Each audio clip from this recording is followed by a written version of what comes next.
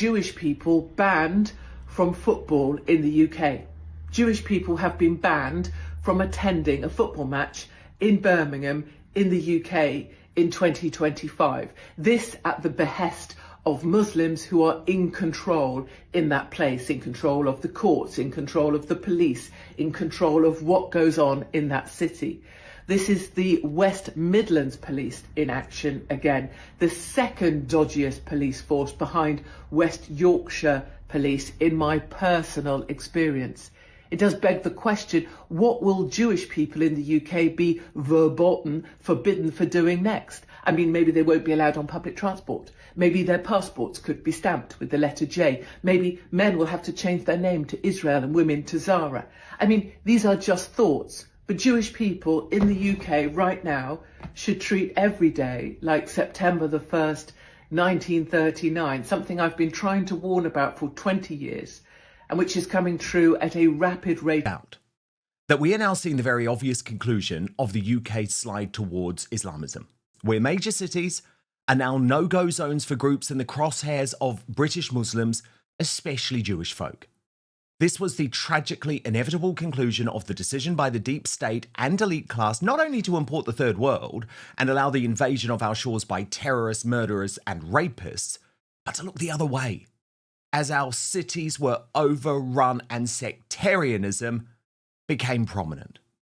This is Birmingham, the UK's second city, a victim of suicidal empathy by our leaders. But if you dare point this out, you'll be immediately derided as far-right or racist. So many don't. But I will.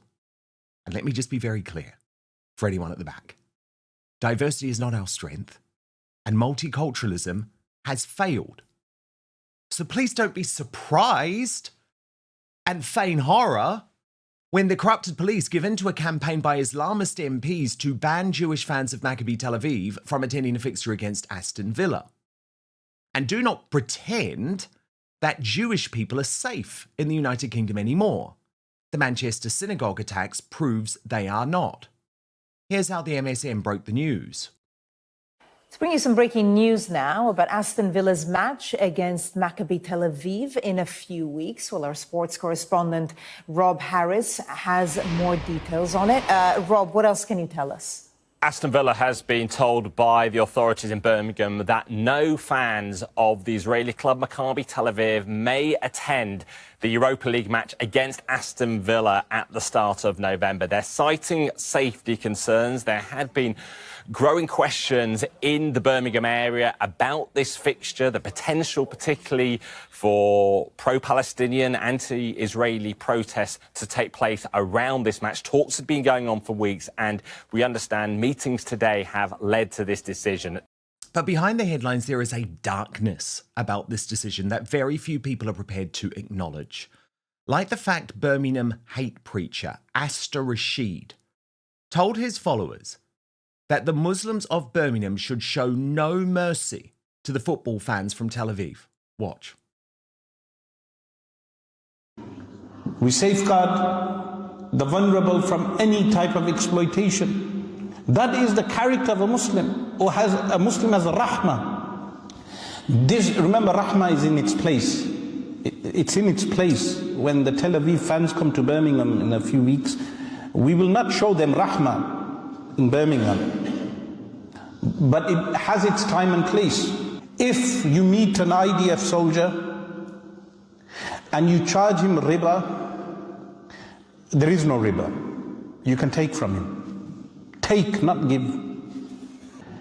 You meet this IDF guy and you say, you know your team's gonna win, and you say, okay, if they win, you gotta give me $10,000. Your team wins, you take the $10,000 from him. Is it haram? The answer is no. If your team loses, you don't pay him. Enough. Seriously, get this guy off, please. Honestly, it goes on and on and on and on. It is utterly chilling. And men who think just like him are now in our parliament, stoking the British holy war and attempting to end our status as a Christian country.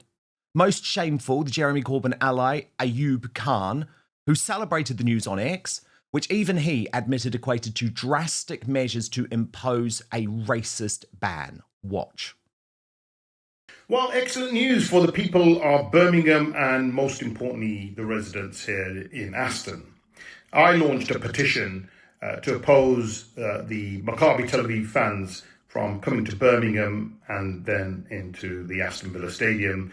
The surrounding ward of Aston is a ward that sits within my constituency. And I had many residents and businesses express concern of the Maccabi Tel Aviv fans from coming into our area. Clearly, we have all witnessed the scenes in Amsterdam, the violence that was displayed by the fans the night before the match. We all watched and listened to those vile chants of hatred and racism. And so there's no space for that kind of behaviour here in Birmingham. There's certainly no space for that kind of conduct in Aston. So I'm very pleased that both the West Midlands Police and Aston Villa Football Club have now written to UEFA informing them of their decision not to allow any fans from entering Birmingham and Aston. His celebration tour continued on the British Bashing Corporation's Newsnight. Keir Starmer, the Prime Minister, said the decision's wrong. He said, we won't tolerate anti-Semitism on our streets. You welcomed the decision. Who's right? Well, he's clearly wrong. Nobody should tolerate anti-Semitism. That's a position which is consistent across the whole House of Commons, for example. Every parliamentarian will stick with that statement. We all condemned what happened in Manchester. That was clearly anti-Semitic, but we cannot conflate anti-Semitism when we look at what some of these fans did in Amsterdam in 2024. The vile chants of racism and hatred, the chants that there are no schools left in Gaza because there are no children left in Gaza.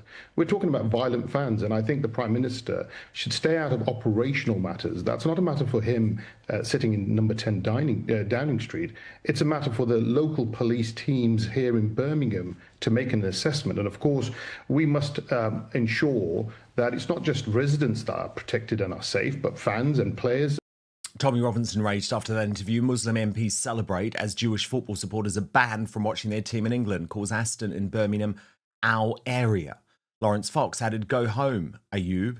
Your thuggish and bullying values are so deeply antithetical to ours that there is no way we can coexist in peace. Return to Pakistan, run for office there. Islam has no place in Britain. Leave. And Robert Jenrick made the point that he's been proven right about comments that the regime media widely claimed were racist, arguing, last week I was attacked for pointing out that parts of Birmingham were a failure of integration. But now Israeli football fans are banned from watching their team at Villa Park, as the police can't guarantee their safety. Maybe I wasn't wrong after all. And I'll tell you who was wrong. By the way, Lewis Goodall. Because do you remember, during that row, the fake newsagent's host posted, Birmingham, my home city, is a fantastic city with fantastic people, a success story. It has its problems like anywhere, but the obsession the online right has with it is as transparent as it gets. As Chris Rose said, posted just 10 days ago, aged terribly already. But perhaps it was Katie Hopkins, who saw her life destroyed for warning against this threat, who made the most powerful intervention. Things have taken a very serious turn here in the UK and are certainly speeding up at a rate of knots. Now Jewish people banned from football in the UK. Jewish people have been banned from attending a football match in Birmingham in the UK in 2025. This at the behest of Muslims who are in control in that place, in control of the courts, in control of the police, in control of what goes on in that city. This is the West Midlands Police in action again, the second dodgiest police force behind West Yorkshire Police in my personal experience. It does beg the question, what will Jewish people in the UK be verboten, forbidden for doing next? I mean, maybe they won't be allowed on public transport. Maybe their passports could be stamped with the letter J. Maybe men will have to change their name to Israel and women to Zara. I mean, these are just thoughts. But Jewish people in the UK right now should treat every day like September the 1st, 1939, something I've been trying to warn about for 20 years. and which is coming through at a rapid rate of knots, I point the finger at the Board of Deputies and other Jewish organisations who continue to pat the crocodile thinking it won't come for them, because it will. And until the Liberal moderates wake up, there is going to be so much more of this. Look at Zara Sultana of Corbyn's Islamist party posting, next UEFA must ban all Israeli teams. We cannot have normalisation with genocide and apartheid.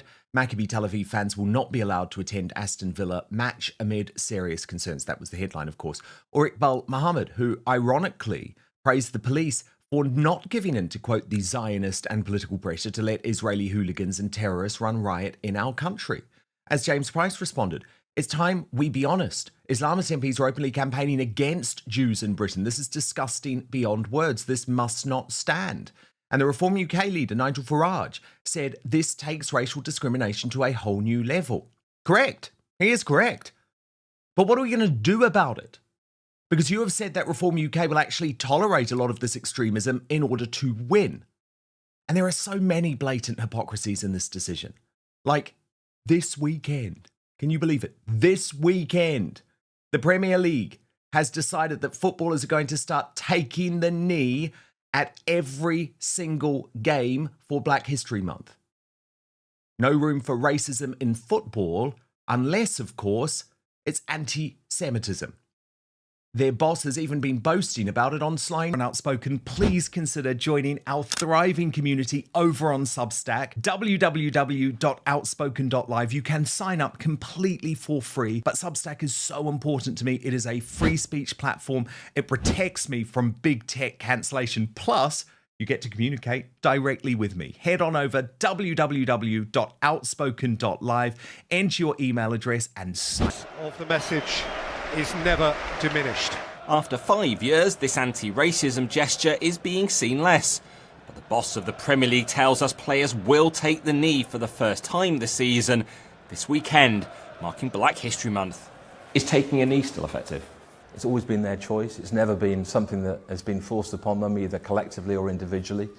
And that we then decide whether they want to continue or stop. They want to make sure that whatever they do, it's effective. And I don't give a damn what the Prime Minister does now. I don't give a damn. Zara Sultana knew about this a week ago. So the fact that he can toothlessly post after the announcement, this is the wrong decision, we will not tolerate anti-Semitism on our streets. The role of the police is to ensure all football fans can enjoy the game without fear of violence or intimidation. It's just weasel words. You know, send in the army, Starmer, if you really care. And remember, just hours earlier, he had been attempting to convince British Jews that they were safe, as he disagreed with both London Mayor Sadiq Khan and his Home Secretary Shabana Mahmood by admitting that the From the River to the Sea chant is indeed anti-Semitic. So do you think, for instance, that the chant For the River to the Sea, Palestine will be free, is that an anti-Semitic chant in your view? Yes. Yeah, okay. And so you've taken, that puts you in a different position to, say, the Mayor of London, who says that that's not, and it's dependent on the context. Well, I take a strong view on this, and we've dealt with cases in my own party where people have used that expression and we've taken action against them. So I'm not just saying it to you here today. That is the history, that is the record that I have as leader of my party.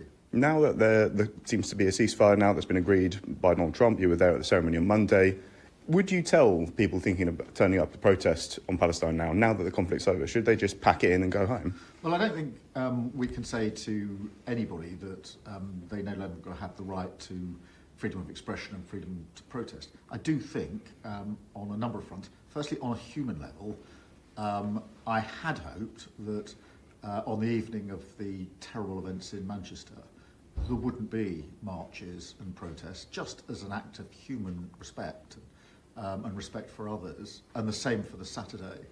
So I was saddened to see those marches going ahead, because I thought that even if people wanted to express their view, perhaps they might take the view that that wasn't the time or the place to do so. I think we need to distinguish between those that have legitimate concerns that they want to express and those that are clearly anti-Semitic. And we need to deal with the latter much more robustly, in my view.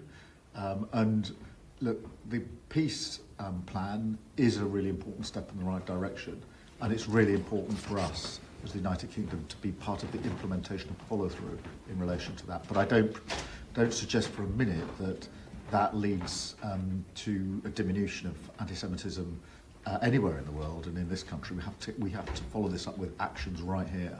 Oh, he's pathetic. He's pathetic, and he's finished. He's lost control of his party. But what I will say is that it's particularly depressing that in this toxic climate, that Britain's elite class, regime, media, and actually a lot of really influential Jews in this country have decided that their enemy is Tommy Robinson, just as he embarks on an emotional state visit of Israel. Watch his powerful interview with Amichai Chikili, the Israeli minister responsible for anti-Semitism. Minister, how do you feel, as a minister in Israel, how do you feel about the Labour government's, how they've dealt with the extremism and the support for Hamas in Britain? The weakest government since Chamberlain, and maybe even worse, despite the fact that the Chamberlain's delusional vision of the reality, peace in our time. Maybe Chamberlain is worse than Keir Starmer, but it is the same mechanism of thinking that you can appease the monster and maybe buy some time and buy some quiet. And this strategy is driven by the same fear that the terrorist wants to put in your hearts. The Nazis were terrorists themselves, and they terrorized entire Europe, who were afraid to fight. And luckily we had Winston Churchill, who stood almost alone to fight against the Nazis. And we salute Churchill, and we admire Churchill here in Israel. And I personally admire Churchill. He's one of the greatest leaders in all times. And what we are seeing here is quite the same. I think that the strategy of Keir Starmer is driven by fear. He is afraid. He is afraid of the Islamists in Britain. He is afraid from states like maybe Turkey or Qatar.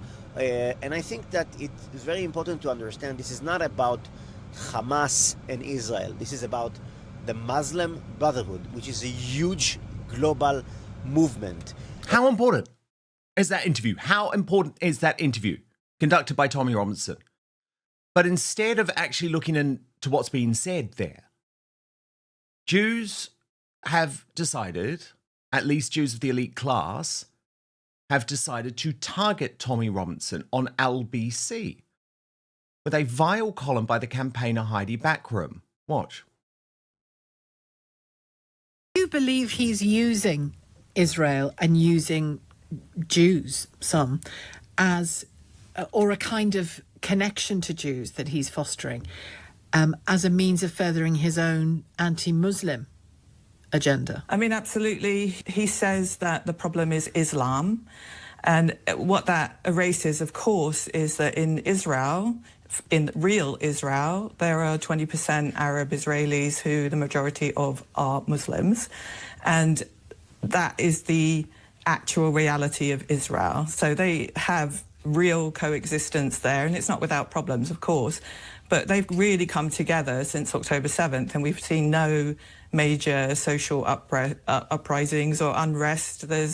It's pretty harmonious, and actually Arab Israelis were very much targeted by Hamas and those with an extremist Islamist ideology, which I think is where the nuance falls down in his narrative. The way that he talks about it is not identifying the real problem, so it's just a cul-de-sac. We don't get anywhere. It just goes loops around, and it turns into a culture war that it isn't relevant in Israel, and it isn't relevant to our problems here.